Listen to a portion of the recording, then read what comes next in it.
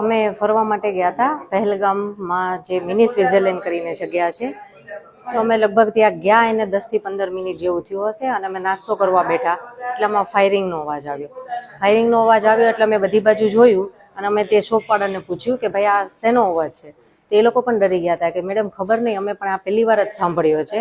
હજુ એટલી વાતચીત થઈ તો ફરીથી ફાયરિંગનો અવાજ આવ્યો. એટલે અમને એવો ડાઉટ ગયો કે નહીં, ખરેખર કંઈક અહીંયા છે, રિસ્કી છે. એટલે બધા પોતાની લાઈફ બચાવવા માટે આમ તેમ ભાગવા માંડ્યા કે છુપાવવા માંડ્યા. એટલી વારમાં ટેરરિસ્ટ અમારી સામે આવી ગયા અને સામે આવીને એણે કીધું, હિન્દુ એક તરફ થઈ જાઓ, મુસલમાન એક તરફ થઈ જાઓ.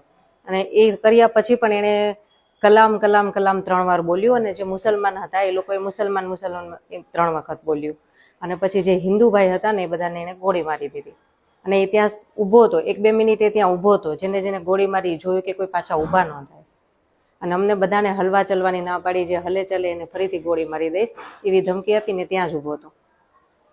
અને ત્યાં કોઈ સિક્યુરિટી નહીં, કોઈ પોલીસ નહીં, કોઈ હોસ્પિટાલિટી, કોઈ જ સેવા નહીં. ખાલી 2-3 મેગીવાળા જે કાઉન્ટર હોય છે એ જ છે, બાકી કશું જ નહીં. તો આટલી મોટી ટુરિસ્ટ પ્લેસ છે, તો ગવર્મેન્ટને મારી એ જ વિનંતી છે કે ક્યાં તો સિક્યુરિટી રાખે ત્યાં, ક્યાં તો એ પ્લેસને ક્લોઝ કરી દે. કે અમારી સાથે તો જે થઈ ગયું, મારા છોકરા રખડી પડ્યા, મારી જિંદગી ખરાબ થઈ, પણ બીજાની ન થાય. આતંકવાદીએ કંઈ કીધું હતું?